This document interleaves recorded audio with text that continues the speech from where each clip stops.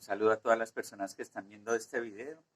El tema que nos compete hoy es el estado de flujos de efectivo, que vamos a trabajar, pues digamos, de una manera muy didáctica, muy básica.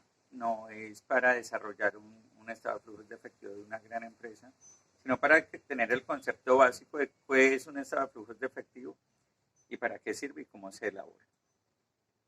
Primero que todo, vamos a hacer mención digamos, del marco normativo. Nosotros nos estamos moviendo, cuando hablamos de las NIF, estamos hablando de las NIF para pymes en la sección 7, que se refiere al estado de flujos de efectivo, y ahí es donde ustedes se deben remitir si tienen alguna duda acerca de esta información. Ahí van a encontrar toda la literatura, los casos y cómo desarrollarlo.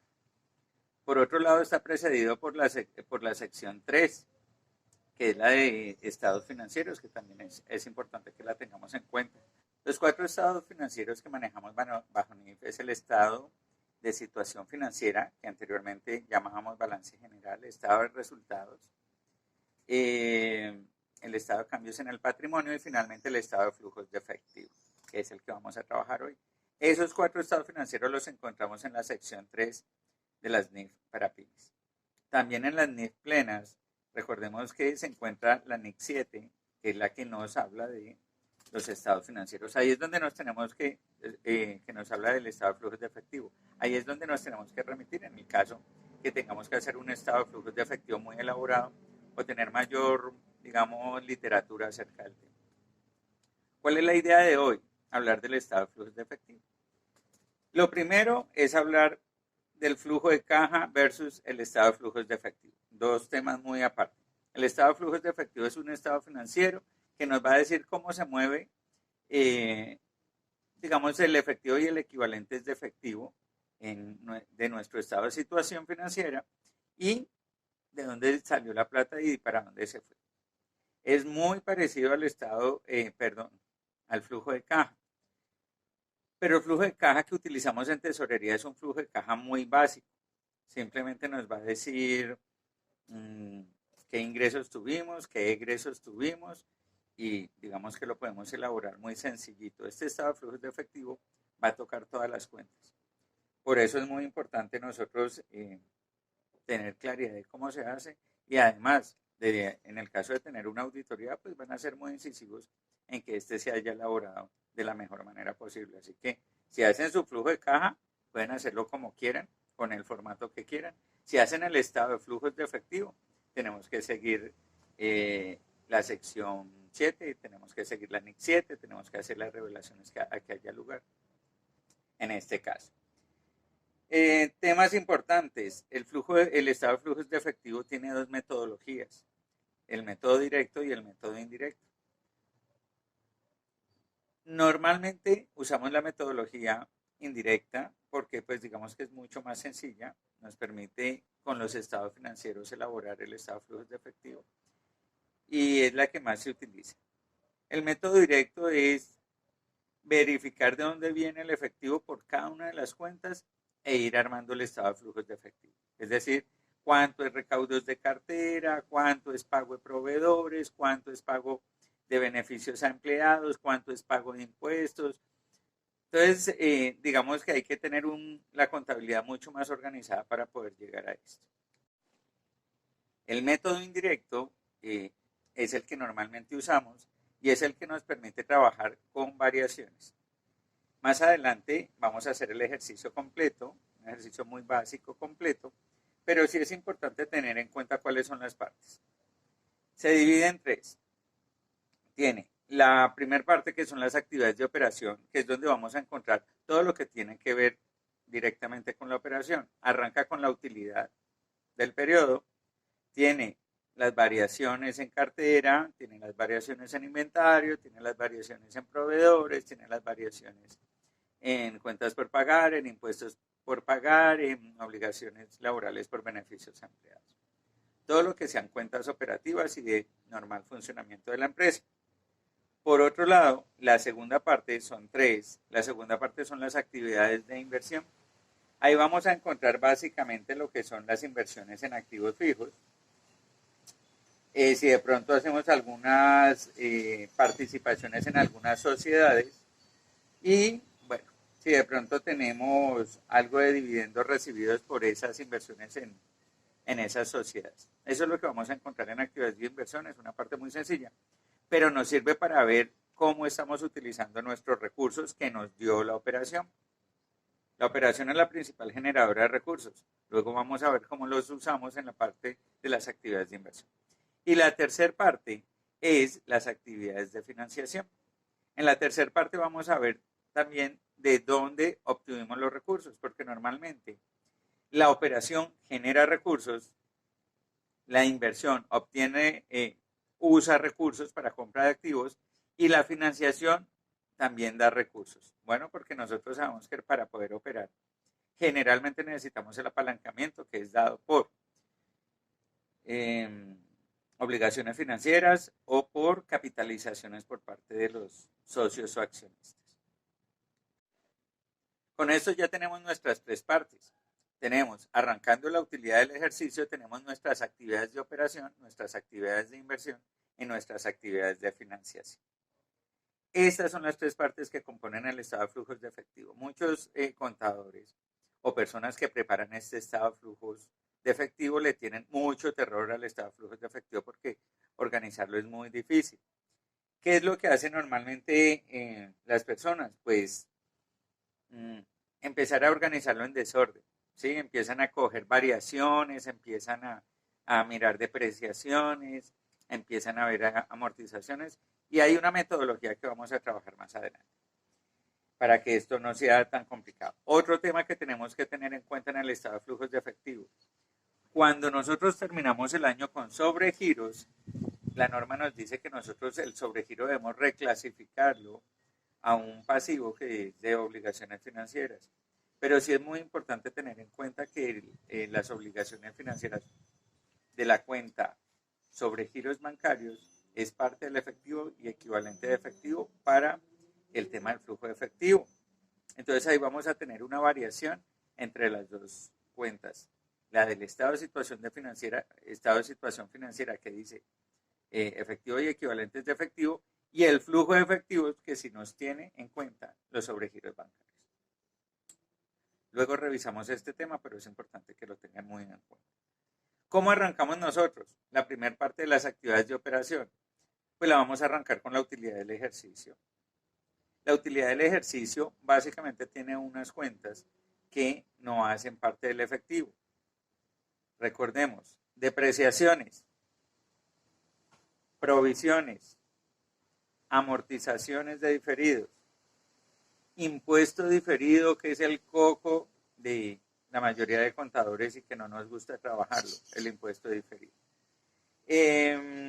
Y cuando tenemos unos cambios en los valores razonables, como en los activos en propiedad, planta y equipo, porque recuerden que el valor razonable es un valor estimado que se le da a un activo a valor de mercado, entonces esto tampoco tiene un movimiento de efectivo. Esas son las partidas que no afectan el efectivo y es con lo que vamos a organizar nuestra primera parte de las actividades de operación. Después de que tenemos ya digamos que la utilidad afectada por estas cuentas que no hacen parte del efectivo, empezamos a trabajar las otras cuentas del balance. ¿Cuáles son las otras cuentas del balance? Deudores, inventarios, y luego nos vamos al pasivo con proveedores, cuentas por pagar, impuestos por pagar y obligaciones laborales o beneficios ampliados. Esa es nuestra sección en cuanto a cuentas de las actividades de operación. Cuando hacemos esa suma y resta que ya la vamos a trabajar, vamos a encontrar pues que tenemos un efectivo generado por la operación. ¿Qué es lo que dice el análisis financiero? Que las actividades de operación deben ser positivas. Si mi actividad de operación no es positiva, tengo un problema. Aquí quiero hacer énfasis en otro tema. Estados financieros de periodos intermedios y estados financieros bajo NIF.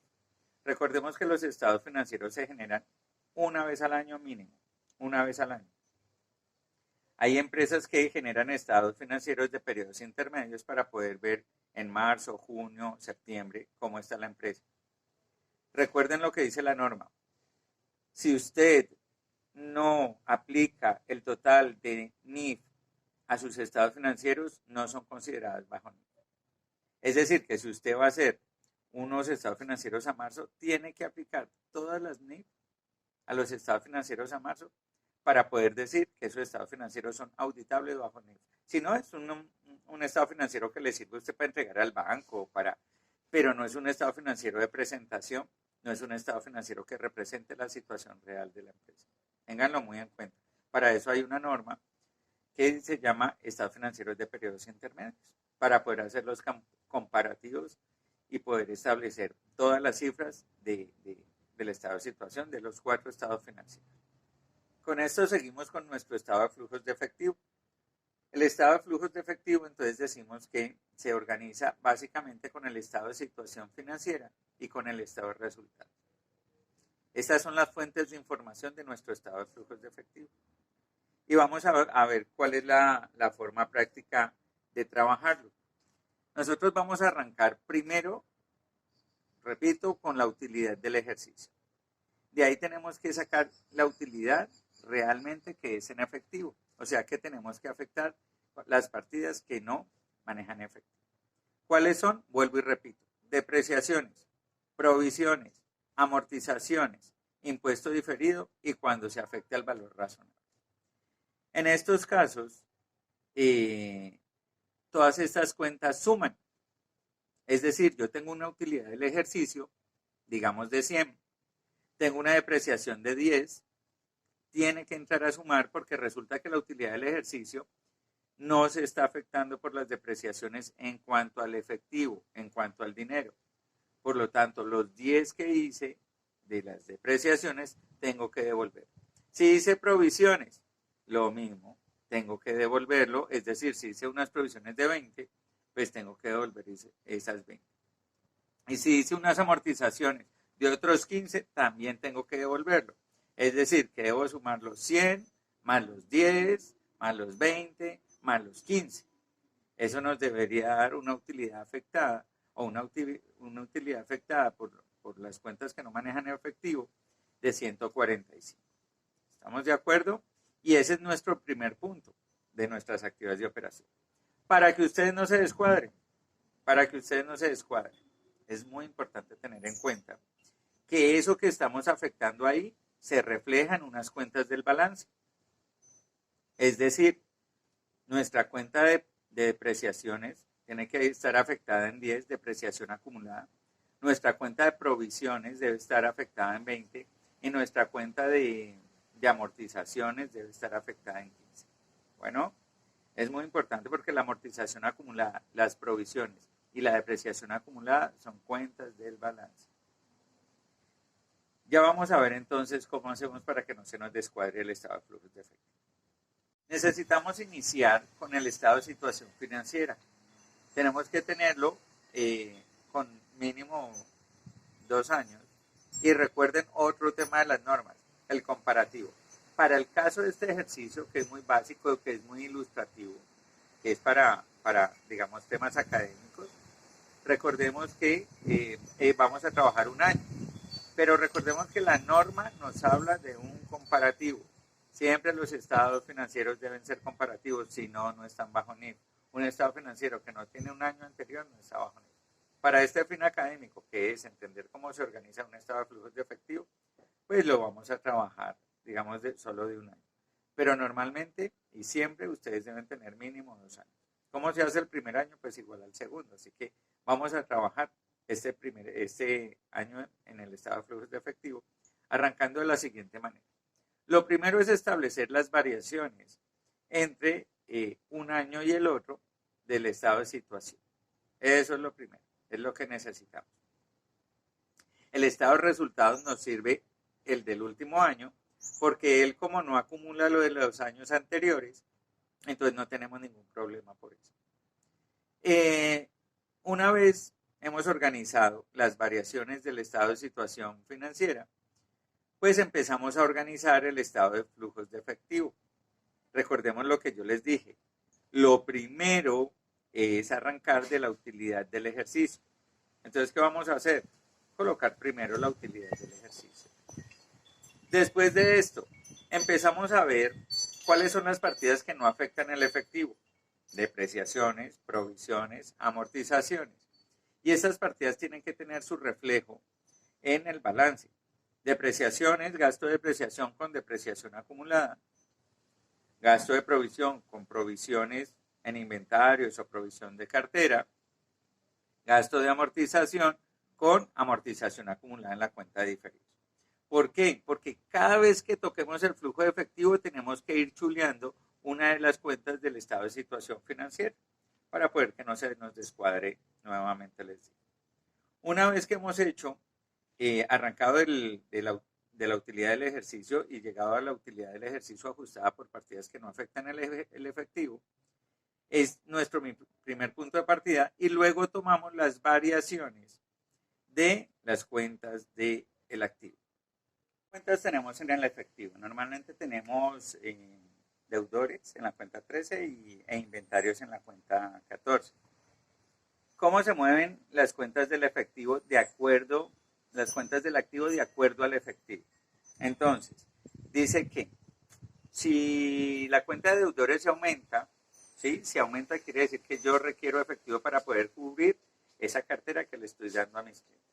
Si la cuenta de inventarios se incrementa, quiere decir que yo necesité efectivo para poder comprar inventarios y que se aumentara la cuenta de inventarios. Por lo tanto, cuando vamos a llevar las variaciones al estado de flujos de efectivo, nosotros tenemos que decir si, digamos, si el incremento en la cuenta de deudores se da, es porque yo requiero efectivo. Por lo tanto, es una salida de efectivo para nosotros. Si la cuenta de inventarios se incrementa, es un requerimiento de efectivo, por lo tanto va a estar restando en mi estado de flujos de efectivo. Si hay incremento en deudores e inventarios, hay una disminución de efectivo. Por el contrario, vamos al pasivo. Dijimos que tenemos 4 cuentas en el pasivo: proveedores, cuentas por pagar, impuestos por pagar y obligaciones laborales o beneficios empleados. Estas cuentas funcionan al contrario. Si las cuentas del pasivo se incrementan, quiere decir que a mí me están dando efectivo, que para mí es un ingreso de efectivo. Véanlo como si fuera, por ejemplo, cuando uno ve una obligación financiera, que aquí no la tocamos porque ella es de las actividades de financiación. Pero imagínense una obligación financiera. Si la obligación financiera de un año a otro sube, ¿qué quiere decir? Que me hicieron un préstamo, por lo tanto me ingreso efectivo. Ese es el dato que ustedes deben tener en cuenta. Por lo tanto, cuando proveedores, impuestos por pagar, cuentas por pagar y obligaciones laborales o beneficios empleados se aumentan, para mí es un ingreso de efectivo. Por lo tanto, va a estar sumando en mis estados de flujos de efectivo. Eso es muy importante que lo tengan en cuenta. Y con estas cuentas vamos a hacer la primer parte, que son las actividades de operación. Entonces arranca. Utilidad neta, se devuelven las partidas que no afectan el efectivo como depreciación, provisión y amortizaciones, y se suman, ¿no? Es muy importante, se suman. Con eso tengo una utilidad ajustada por partidas que no afectan el efectivo. Luego empiezo a hacer los movimientos que les digo. Si es un incremento en deudores, resta. Si es un incremento en inventarios, resta. Si es un incremento en proveedores, suma. Si es un incremento en cuentas por pagar, suma. Y con esto, haciendo estas sumas y restas, tengo mi primer total, que es el efectivo generado por las actividades de operación. Digo generado porque normalmente, financieramente, esta primera sección debe ser positiva. Ya se los había dicho, se los repito. Esta parte debería ser positiva. Bueno, porque la operación es lo que nos da el punto principal del efectivo de la empresa. Luego vamos para las actividades de inversión. Esta sección normalmente debería ser negativa, debería ser un requerimiento de efectivo. ¿Qué vamos a encontrar ahí? Básicamente los activos fijos y las inversiones en otras compañías. O sea que normalmente vamos a encontrar activos fijos. ¿Cuál es el veneno de esta sección? ¿Qué debemos hacer para no descuadrarnos? Simplemente coger la variación del balance y funciona igual que la sección anterior. Si el activo fijo se incrementó, quiere decir que yo requerí efectivo, porque entonces, como hice para comprar el activo fijo? Entonces, lo que nos dice la teoría es, si la cuenta 15 se incrementa, pues simplemente es una salida de efectivo, es una disminución. No se vayan a olvidar de la depreciación que ya la restamos en el primer punto y por lo tanto aquí no deberíamos tenerla en cuenta. O sea que si quieren que hablemos de códigos, si quieren que hablemos de códigos contables, pues entonces en esta sección de actividades de inversión va la cuenta 15 sin tener en cuenta la cuenta 1592, la variación de la cuenta 1592, que fue la que tuvimos en cuenta en la primera sección. Y con esto tenemos el requerimiento de dinero por actividades de inversión, o sea, por compra de activos. Tenemos nuestra segunda sección, actividades de inversión, normalmente negativa o cero. ¿Cuál es el veneno de esta sección que les iba a decir? Cuando vendo activos, porque ahí ya se me empieza a mezclar. Por eso es muy importante cuando yo hago una venta de activos hacer un registro contable y tenerlo muy detallado en una parte, porque el día que yo vaya a hacer el estado de flujos de efectivo tengo que devolver ese registro para poder pues quitarlo de esa parte y que me dé bien. ¿Cuánto es el requerimiento por compra de activos y cuánto fue el efectivo generado por una venta de activos? Bueno, y con eso ya tengo mi segunda sección, que es el efectivo requerido por actividades de inversión. Digo requerido porque normalmente debería ser negativo o cero. Si en alguna parte, si en alguna empresa o en alguna empresa se hace solamente la venta de activos, pues entonces les va a dar un efectivo generado por actividades de inversión, porque vendieron un vehículo, porque vendieron un edificio, porque vendieron un local, y lo que va a haber aquí es un valor positivo. ¿Por qué? Porque si la cuenta de activos disminuye, quiere decir que tuve una generación de efectivo. Tercera sección, actividades de financiación. En esta parte debería ser normalmente positivo, qué bueno para las empresas que lo tengan negativo, pero vamos a explicarlo. Actividades de financiación tiene dos componentes. El primero, obligaciones financieras corto y largo plazo. Aquí no distinguimos entre que sean corto o largo plazo, porque finalmente son actividades actividades de financiación. Tengan en cuenta que si manejaron sobregiro bancario reclasificándolo para presentación de estados financieros, en esta parte no va. Esa dijimos que le íbamos a manejar como efectivo o equivalentes de efectivo, restando de la cuenta del estado de situación financiera. Entonces aquí vamos a tener las cuentas 21, si hablamos de códigos contables, del estado de situación financiera. Y también vamos a tener las capitalizaciones. Si en algún caso los socios nos hacen una capitalización, también vamos a tener esa generación de recursos. Obviamente, si el socio nos entrega un valor en efectivo de capital, pues vamos a tener este mayor valor. Bueno, es muy importante saber que son dos conceptos, obligaciones financieras y capitalizaciones. Bueno, entonces con esta información vamos a ir redondeando el tema porque pues digamos que lo primero que quiero que tengan en cuenta es el marco normativo, sección 7, NIC 7 y obviamente la sección 3 de estados financieros y la NIC que habla de estados financieros. Segundo, el estado de flujos de efectivo es un estado, un estado financiero y por obligación hay que entregarlo y hay que hacerlo de forma comparativa. Si no, no están cumpliendo las NIC. Tercero, hay que hacer revelaciones.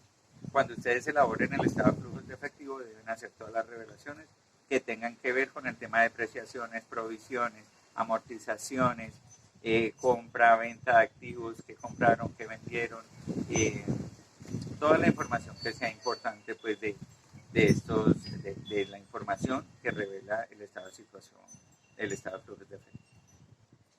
También para resumir, 3 secciones, arrancando con la utilidad del ejercicio, las actividades de operación en la primera sección, las actividades de inversión la segunda y las actividades de financiación la tercera.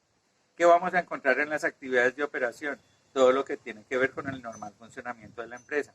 Utilidad del ejercicio ajustada por depreciaciones, provisiones y amortizaciones. Segundo, deudores. Tercero, inventarios. Cuarto, proveedores. Quinto, cuentas por pagar. Sexto, impuestos por pagar. Séptimo, obligaciones laborales o beneficios ampliados. Esas son las partes que vamos a encontrar en la primera sección de actividades de operación y la cual debería ser siempre positiva. Actividades de inversión. En esta sección vamos a encontrar gastos pagados por anticipado, diferidos que no se los había mencionado. Los cargos diferidos, si los tuviéramos, irían en esta parte. Recuerden que las NIF son muy celosas con los cargos diferidos. Lo que vamos a tener en cargos diferidos debe ser exactamente cargos que de alguna manera yo los puedo diferir en el tiempo, pero que si yo quisiera realizarlos en cualquier momento puedo hacerlo. Es decir, un seguro que me cobran a un año, pero que yo puedo ir pagarlo, que yo puedo retractarme en cualquier momento. Entonces ese seguro sí me lo admiten como un diferido. Pero un seguro que yo pago y que no puedo pedir la devolución, pues simplemente eso es un gasto del periodo. Si usted no puede pedir la devolución de unos recursos, eso no lo puede diferir porque quiere decir que financieramente usted no tiene esa posibilidad de recuperar ese dinero. Igual que cuando hace una obra física con, digamos, ampliar una pared o hacer algo, usted no puede llevar eso al diferido porque el hecho de que tenga que tumbar la pared y que ya no la necesite no quiere decir que le van a devolver ese efectivo. Entonces, por eso, digamos que los diferidos son muy, muy complicados de manejar en las NIF. Cuando digo complicados es tener claro qué es lo que van a llevar al diferido y si pueden soportarle a un auditor que efectivamente en el momento que ustedes quieran realizar ese diferido lo pueden hacer. En la parte de inversiones entonces está la propiedad, planta y equipo y tener mucho cuidado en el manejo con las depreciaciones que la vamos a necesitar en la primera sección. Y en la tercera sección, que es las actividades de financiación, vamos a encontrar todo lo que son obligaciones financieras y capitalización. Entonces ya teniendo esta información básica, arrancamos con nuestro ejercicio. La idea es que este ejercicio se los voy a dejar en Excel, aquí abajito en los comentarios, donde se agrega la información, para que ustedes puedan trabajarlo nuevamente. Lo dejo en blanco, lo dejo desarrollado, para que ustedes puedan trabajarlo.